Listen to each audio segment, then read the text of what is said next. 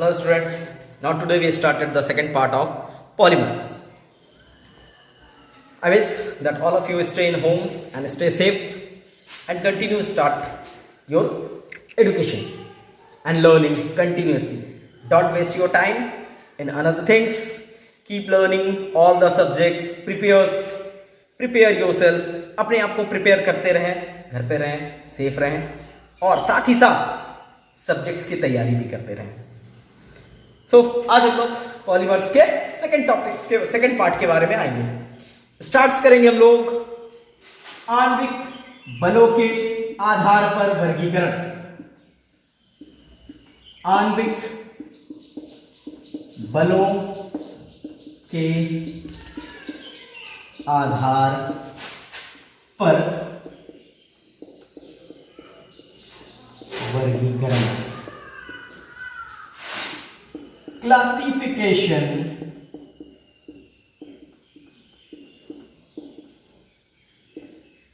based on molecular forces.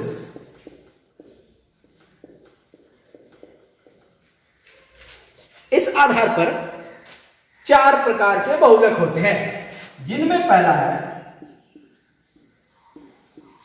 Elastomer, जिसे कहते हैं प्रत्यास्थ. पहला है इलास्टोमर, जिसे कहते हैं प्रत्यास्थ. इनमें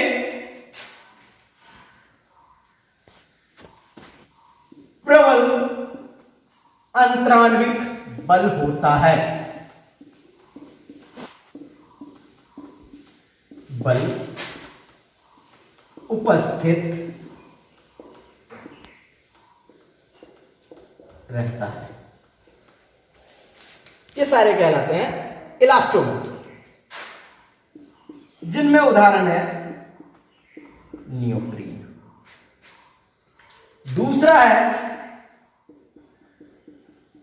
फाइबर, यूं कहें तो रेसे.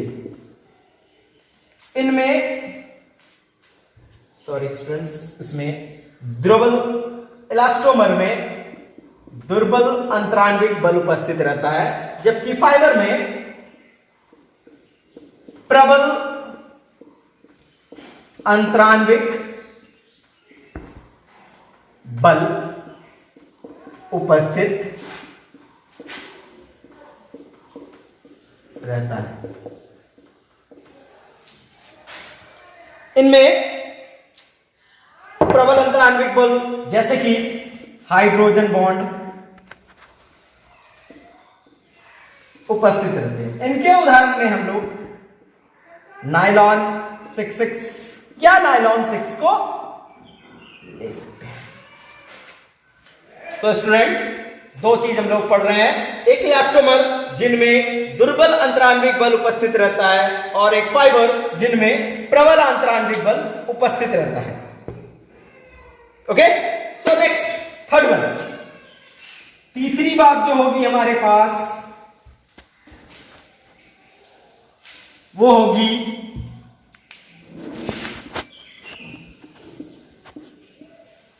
थर्मोप्लास्टिक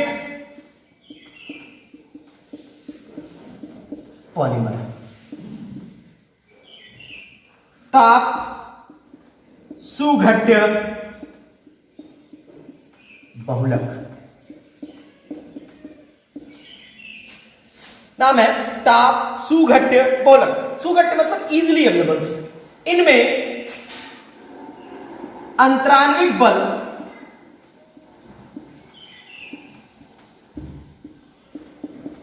इलास्टोमर से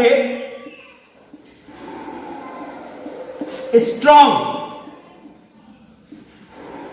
लेकिन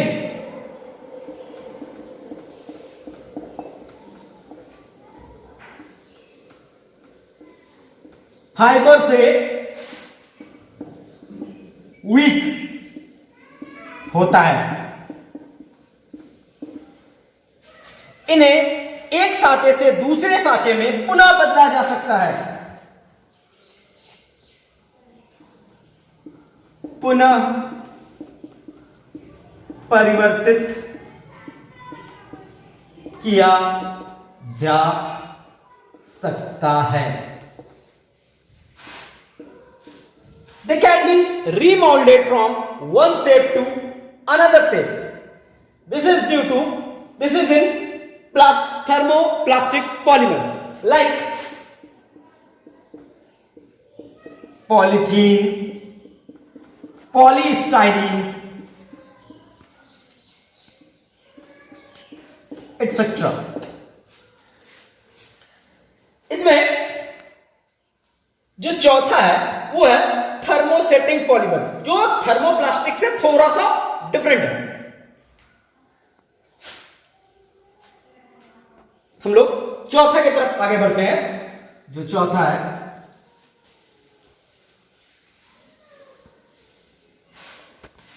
थर्मो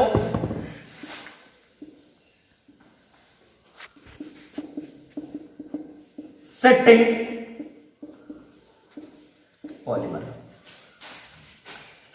थर्मोसेटिंग पॉलीमर्स ये बहुत ज्यादा स्ट्रॉन्ग होते हैं, परंतु इन्हें रिमोल्ड नहीं किया जा सकता है, पुनः परिवर्तित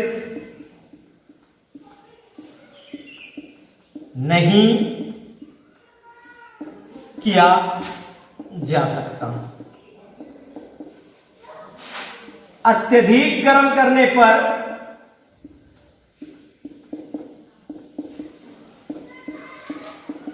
पर जलना प्रारंभ कर देते हैं।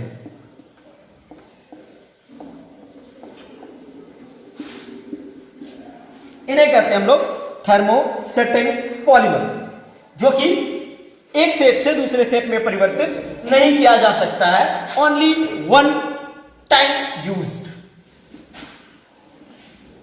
उदाहरण है बेकेलाइट, टेरिलीन,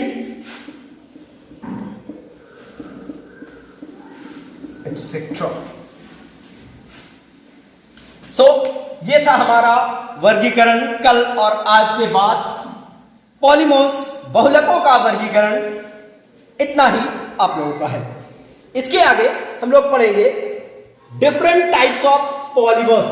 जो उदाहरण अब तक हम लोग देखते आए थे, उन उदाहरणों को हम लोग आगे बढ़ाकर उनकी डिटेल्स नॉलेज को लेंगे। चलिए, और आप लोगों की जानकारी के लिए आपके वीडियो में चैनल पे पीडीएफ फाइल भी लोड है। अधिक जानकारी के लिए आप लोग उस पीडीएफ फाइल को डाउनलोड कर सकते हैं और उसके बाद आपको नोट्स अवेलेबल हो जाएंगे। चलिए, तो फिर हम लोग स्टार्ट कर रहे हैं।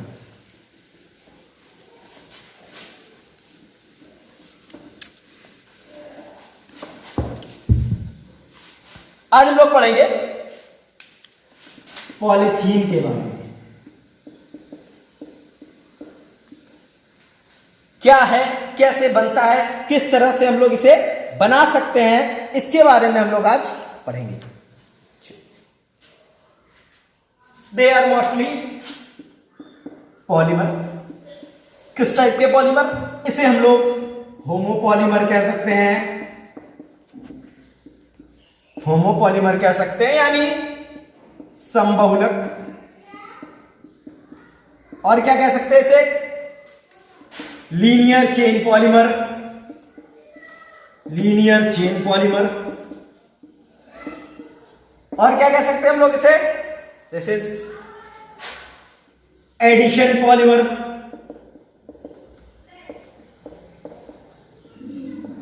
आप इसमें से किसी भी टाइप में पॉलीथीन को एडजस्ट कर सकते हैं। पॉलीथीन इन तीनों में से किसी भी टाइप्स का आता है। बट पॉलीथीन टू टाइप्स के होते हैं। एक है एलडीपीई और दूसरा है एचडीपीई। अब हम लोग देखेंगे ये एचडीपीई और एलडीपीई क्या है। This is the short form. It's full name is low density polyethylene and it is high density polyethylene। जैसा कि हम लोग पढ़ रहे हैं low density high densities, low density मतलब जहां पे घनत्व ज्यादा, यानी सिंपली हम लोग इसे ऐसे समझें कि जहां पे जगह ज्यादा है, लोग कम रह रहे हैं, दैट इज लो डेंसिटी। जहां पे जगह कम है, लोग ज्यादा रह रहे हैं, दैट इज हाई डेंसिटी। सो उसी तरीके से हम लोग पॉलीथीन में भी देखेंगे लो डेंसिटी पॉलीथीन और हाई डेंसिटी पॉलीथीन कैसे बनते हैं। आप लोग को उदाहरण के लिए, जैसे मार्केट से जितनी भी पॉलीथीन अवेलेबल है, जो आप ग्रोसरीज आइटम्स लाते हैं, वो सारे एलडीपीई हैं, और जो एसडीपी, जो आप high qualities polythene like clothes या फिर आप बहुत सारे हैवी चीजों को लेके आते हैं, that's are the high density polythene. आगे अब हम लोग देखते हैं आखिर ये फर्क कैसे होता है, कैसे हम लोग समझेंगे कौन सा एलडीपी है, कौन सा हाई डीपी है। चलिए, एलडीपी बनता कैसे है, दैट सिंपल थिंग्स। इसमें बहुत जरूरी है आपको मोनोमर यूनिट याद रखनी है। मोनोमर यूनिट इसकी इथीन होगी। देखिए सिंपल समझने का तरीका, जहां पॉली लगा हुआ उसके आगे जो भी टर्म्स है वो उसका मोनोमर यूनिट है। पॉली मतलब बहुत सारी संख्या, अगर उस इथीन को बहुत सारी संख्या में जोड़ते हैं तो बन जाएगा वो पॉली इथिन। इसकी मोनोमर इकाई इथिन।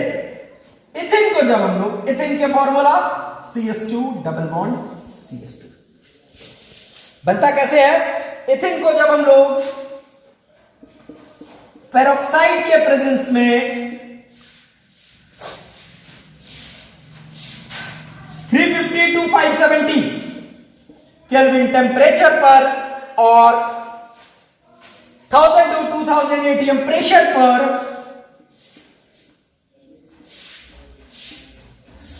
पॉलीमराइज कराते हैं। देखिए याद रखिएगा, पॉलीमराइज करना मतलब n नंबर, यानी संख्या आपको पता नहीं है लेकिन बहुत सारी संख्या में आप जोड़ सकते हैं। इस चेन को जब बहुत सारी संख्या में लेकर के हम लोग पेरोक्साइड की उपस्थिति में इस कंडीशंस को अप्लाई करते हुए रिएक्शंस करवाते हैं तो वो बन जाता है पॉलीथीन।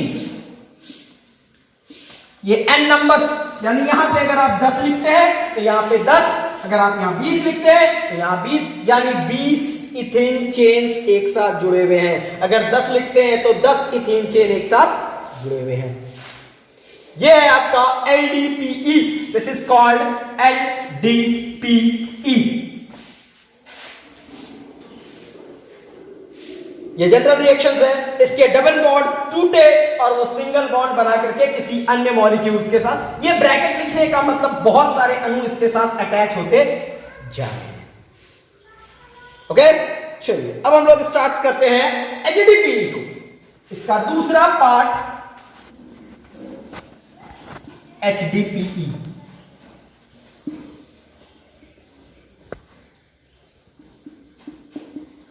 High density polyethene. इसकी मोनोमर यूनिट्स भी इथीन ही होगी। याद रखिएगा, नेम में सिर्फ डेंसिटी का फर्क है, नाम में कोई चेंज नहीं है, इसीलिए इसकी भी मोनोमर यूनिट इथीन।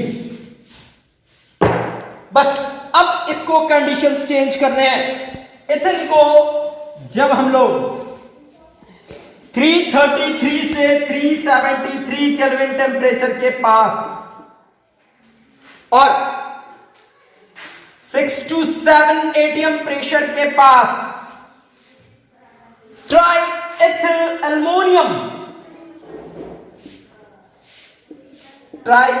एल्युमिनियम और टाइटेनियम क्लोराइड के साथ रिएक्शन कराते हैं तो जो चेंजेस होते हैं वो बनते हैं HDPE। ध्यान रखिएगा, कंडीशंस चेंज हुआ, प्रोडक्ट चेंज हो गया, और इस ट्राइएथिल एल्युमिनियम प्लस टाइटेनियम क्लोराइड, इन दोनों के मिक्सचर को हम लोग कहते हैं जिगलर नाटा कैटलिस्ट। जिगलर नाटा कैटलिस्ट, याद रखिएगा, ट्राइएथिल एल्युमिनियम ये वाले फॉर्मूला और टाइटेनियम क्लोराइड ये वाला फॉर्मूला, इन दोनों को मिलाकर के बनता है जिगलर नाटा कैटलिस्ट। ऑब्जेक्टिव्स के लिए इंपॉर्टेंट है। सो चलिए, ये हो गए हम लोगों के दोनों टाइप्स के पॉलीथीन। अब आती है यूजेस। यूजेस इनके प्लास्टिक्स बनाने में, टॉयज बनाने में, डॉल्स बनाने में, बोटल्स बनाने में, डिफरेंट डिफरेंट यूजेस है। चलिए नेक्स्ट पार्ट हम लोग देखते हैं पॉलीमर्स का दूसरे टाइप के पॉलीमर्स। उस दूसरे टाइप के पॉलीमर्स को हम लोग कहते हैं पीवीसी।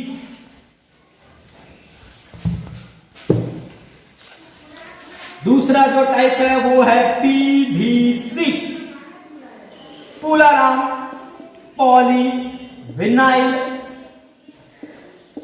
क्लोराइड, नाम है पॉली विनाइल क्लोराइड। इसके भी मोनोमर यूनिट्स को पहले जानेंगे। इसका मोनोमर में जान लीजिए एकलक, जिससे वो बनता है। एकलक को कहते हैं हम लोग विनाइल क्लोराइड।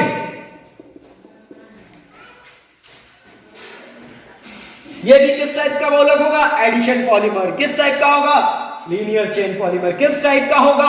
होमो पॉलीमर। जो पॉलीथीन थी वो सारे टाइप्स का पीवीसी भी होगा। Monomer vinyl chloride. इसके फॉर्मूले को देख लेते हैं। ये है विनाइल क्लोराइड। अगर आप लोग लिखना चाहें तो इसका IUPAC नेम 1-क्लोरो इथीन भी लिख सकते हैं। अब बनता कैसे है भाई? इस वाले को हम लोग जब बहुलीकृत कराते हैं, यानी n नंबर्स लगाते हैं और पॉलीमराइजेशन प्रोसेस करवाते हैं। पॉलीमराइजेशन प्रोसेस जब हम लोग कराते हैं तो किसकी उपस्थिति में? पेरोक्साइड के प्रेजेंस में, तो बन जाता है हम लोगों का कुछ इस तरह। डबल बॉन्ड टूटा, एक डबल बॉन्ड सिंगल बॉन्ड इधर, एक सिंगल बॉन्ड इधर, और बहुलीकरण का प्रोसेस में N। That is the PVC। ये हम लोग का विनाइल क्लोराइड, उससे बन गया PVC, poly vinyl chloride.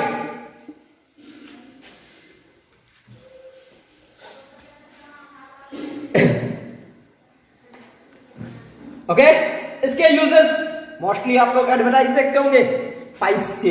They are used in pipes, they are used in plastics, polythene cover bags. This is the PVC. और मोस्टली इसके मोनोमर यूनिट्स को और इसके रिएक्शंस को जरूर याद रखना है। नेक्स्ट हम लोग आगे बढ़ते हैं। जो नेक्स्ट है,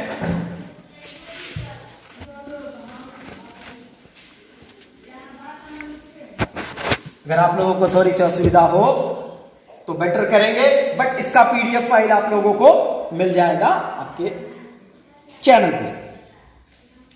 नेक्स्ट जो है हम लोगों का तीसरा है PAN, दैट्स कॉल्ड पान। सिंपली हम लोग पान कहते हैं, but not PAN. Its full name is polyacrylonitrile. Polyacrylonitrile ये भी एक एडिशन पॉलीमर है, एक लीनियर चेन पॉलीमर है, एक युग है, एक ये भी एक होमो पॉलीमर है। इसका मोनोमर यूनिट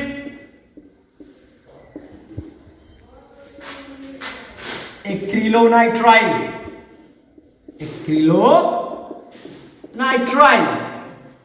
जिसका फॉर्मूला अगर इसको लिखना चाहें 1 2 3, नेम हो गया pro 2 in 1 nitrile. IUPAC name आप लोग पढ़े, pro 2 in 1 nitrile. Monomer unit acrylonitrile, आप ये भी लिख सकते हैं, कहीं कोई दिक्कत नहीं है। प्रिपरेशन, इस एक्रिलोनाइट्राइल को N लगा करके पॉलीमराइज कराते हैं तो बन जाता है हम लोगों का पान। क्या? इसे भी पेरोक्साइड के प्रेजेंस में जैसे ही पॉलीमराइज करते हैं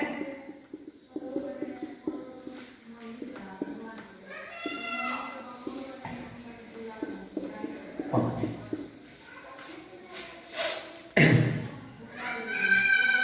इस पान का एक और नाम है, इसका दूसरा नाम है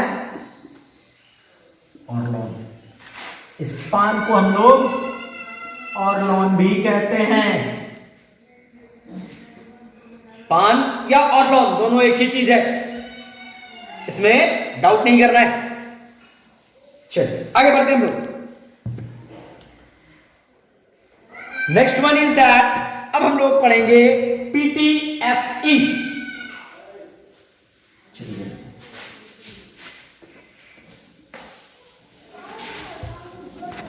नेक्स्ट होगी हम लोगों की PTFE। चलिए ये भी नाम को देख लेते हैं। Full name poly tetra fluoro ethene, इसका नाम है। इसे हम लोग दूसरे नाम से भी जानते हैं। इसका दूसरा नाम है टेफ्लॉन। इसका दूसरा नाम है टेफ्लॉन, पॉली टेट्राफ्लोरो इथिन। ये भी किस टाइप का? लीनियर चेन पॉलीमर, यूं कहे एडिशन पॉलीमर, यूं कहे तो होमोपॉलीमर। मोनोमर इसकी भी देखते हैं। मोनोमर मीन्स एक लक। इसकी मोनोमर इकाई होती है पॉली टेट्राफ्लोरोइथीन की टेट्रा फ्लोरो इथिन। इसका फॉर्मूला है CF2 डबल बॉन्ड CF2। लिख सकते हैं 1122 tetra fluoro इथिन। This is the name 1122 tetrafluoroethane. This is the monomer of PTFE or Teflon. Reactions चलिए CF2 ज्यादा कुछ नहीं हुआ, सिर्फ हाइड्रोजन हटा और हाइड्रोजन की जगह पर फ्लोरो आ गया। कार्बन के 4 बॉन्ड को मेंटेन रखना है।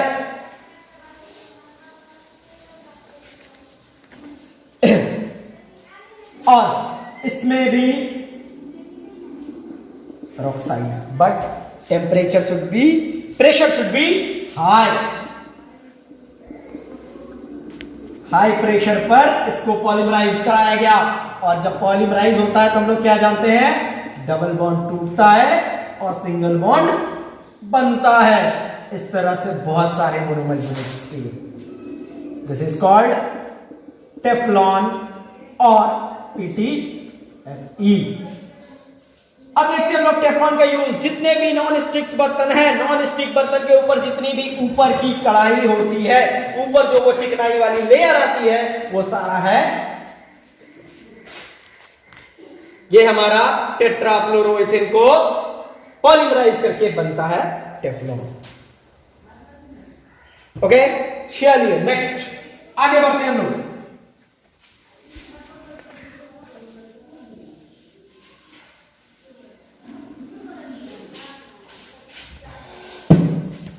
नेक्स्ट टाइप जो है ये है, अब हम लोग थोड़ा सा पढ़ते हैं पॉलीएमाइड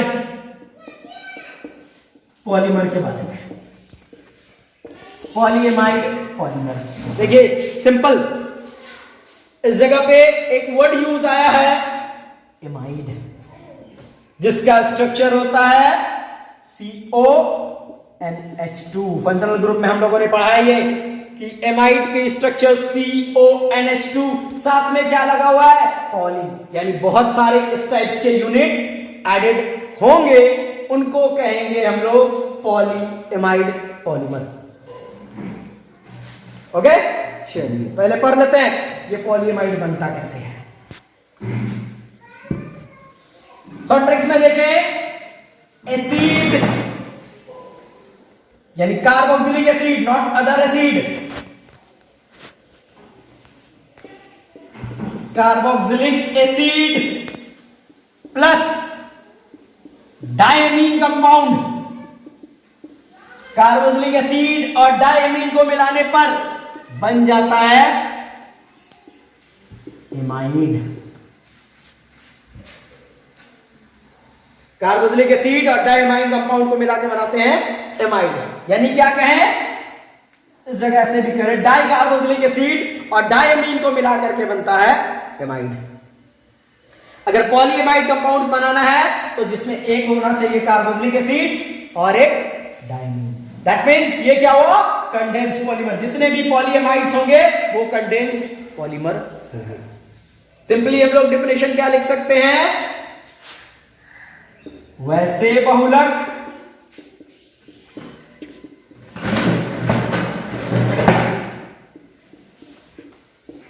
जिनका निर्माण डाइकार्बोक्सिलिक एसिड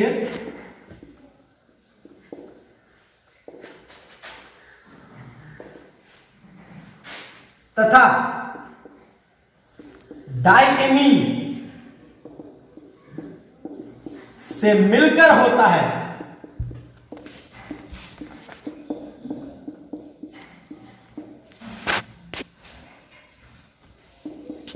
पॉलीएमाइड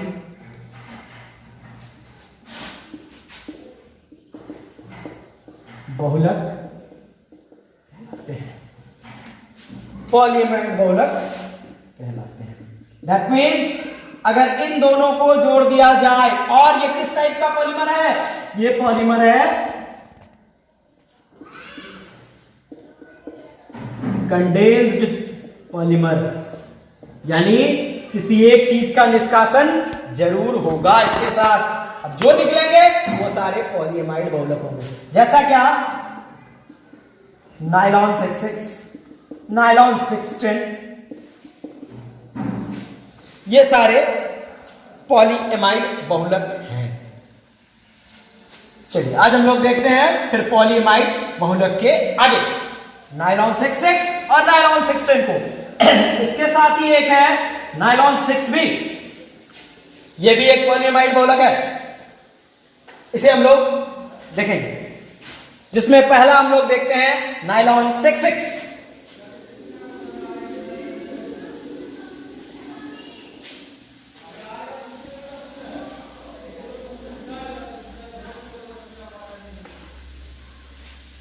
नायलॉन 66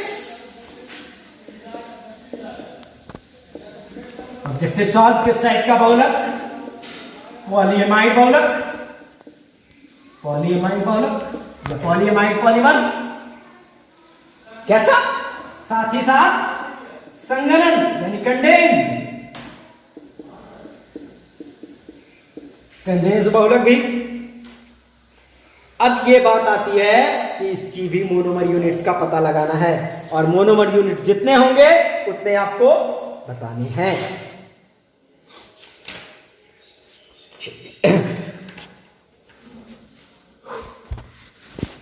इसके मोनोमर इकाई, जब ये कंडेंस्ड पॉलीमर है तो सिंगल मोनोमर यूनिट्स नहीं हो सकता है। अगर कंडेंस्ड पॉलीमर है तो वो कोपॉलीमर होगा।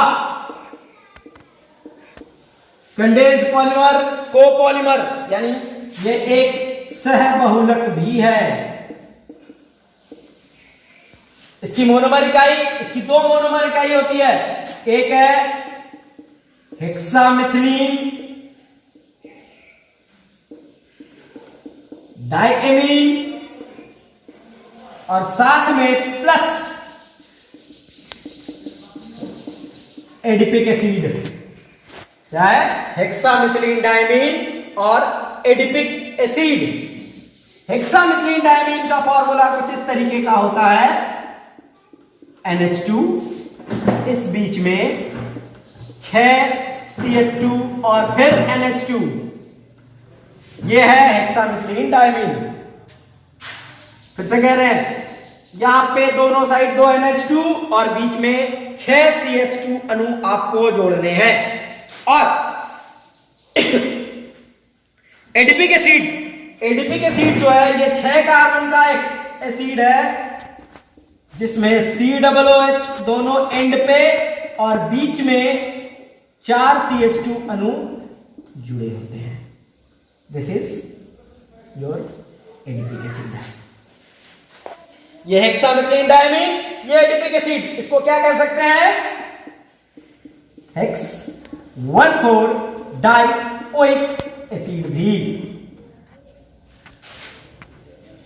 तो इसकी मोनोमर यूनिट्स हेक्सामेथिलीन डायमीन और एडीपिक एसिड्स है, जिसको हम लोग IUPAC name hex 1,4 dioic acid भी कहते हैं।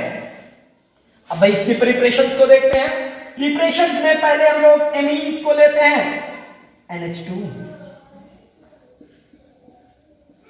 CH2 और NH2। आप लोगों के लिए मैं कुछ इस तरह से लिख रहा हूं, NH2 NH के साथ एक और H। इस साइड भी हम लोग जोड़ सकते हैं, NH के साथ एक और H। ये है प्रिपरेशन। इसको जब हम लोग एडीपिक एसिड के साथ रिएक्ट करवाते हैं, ध्यान रखिएगा थोड़ा सा उल्टा मैं लिख रहा हूं।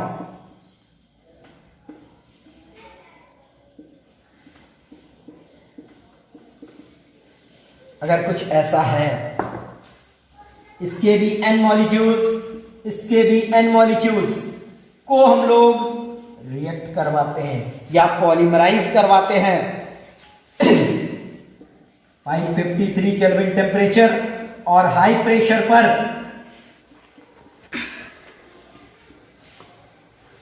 तो ये कुछ इस तरीके से बाहर आ जाता है।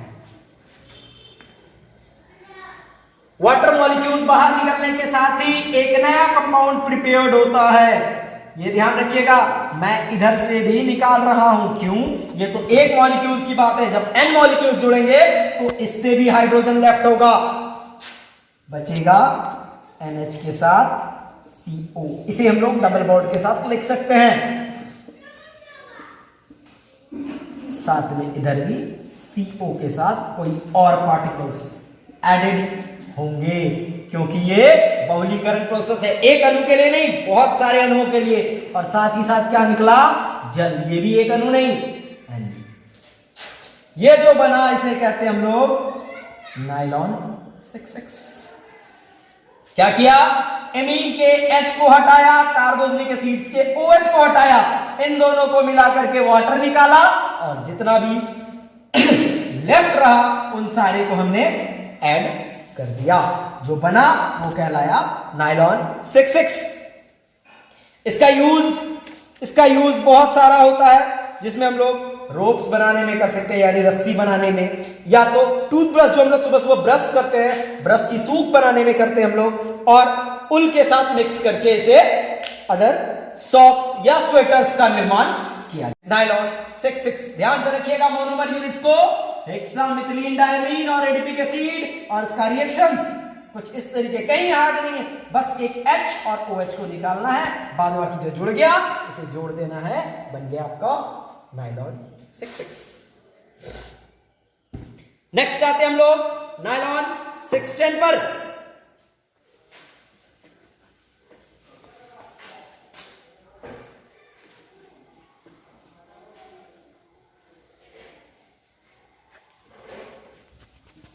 नाइलॉन 6,10 ये भी, अगर नाइलॉन 6,10 की बात की जाए तो ये भी एक पॉलीएमाइड पॉलक है, और अगर ये पॉलीएमाइड है तो नाइलॉन की तरह कंडेंस्ड पॉलीमर भी है, और कंडेंस्ड पॉलीमर है तो फिर ये कोपॉलीमर भी है। ये चीजें आपको ध्यान रखनी है। नाइलॉन 6,10 भी एक पॉलीएमाइड है, कंडेंस्ड पॉलीमर है और कोपॉलीमर है। ये भी किससे बनेगा भाई? एमीन से और डाई एसिड से। इसके मोनोमर यूनिट्स को ध्यान देते हैं। इसका जो मोनोमर यूनिट होगा, एक तो फिक्स है सर,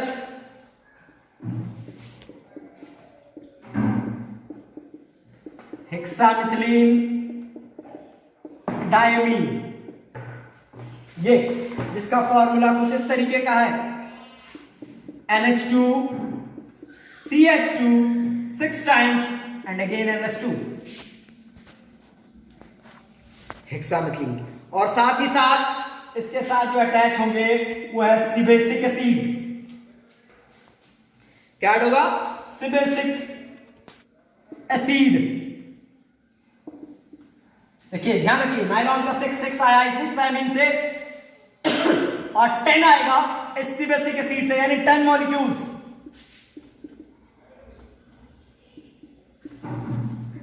कार्बोक्सिलिक एसिड बीच में 8 मॉलिक्यूल्स कार्बन के और साथ में फिर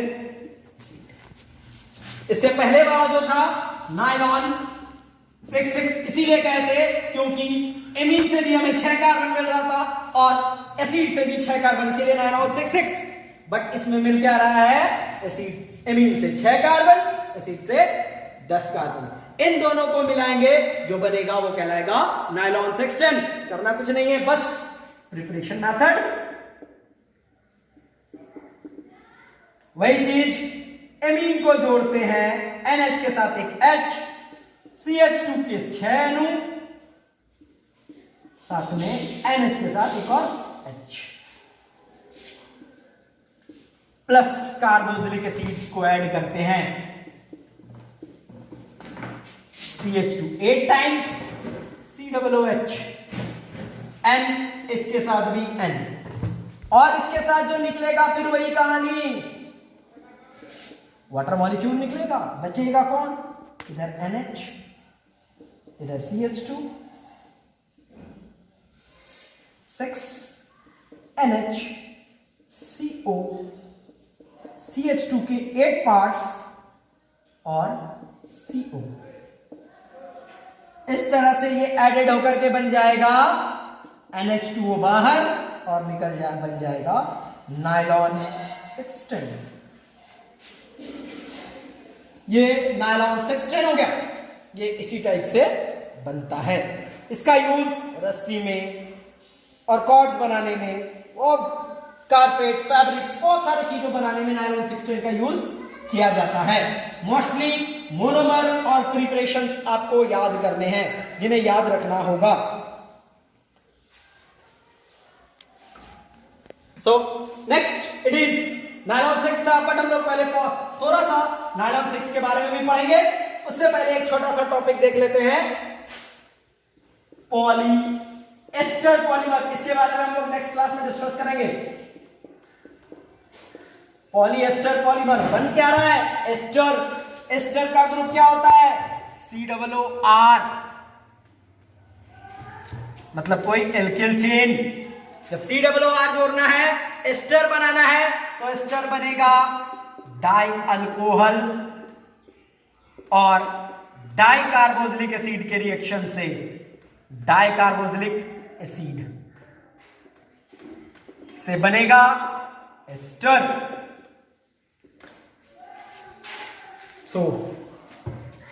आज के वीडियो में इतना ही। नेक्स्ट क्लासेस हम लोग पार्ट 3 पढ़ेंगे, लेकिन आप लोग कंटिन्यू अपनी स्टडी जारी रखें, continuously stay safe in home and do works. Thank you so much.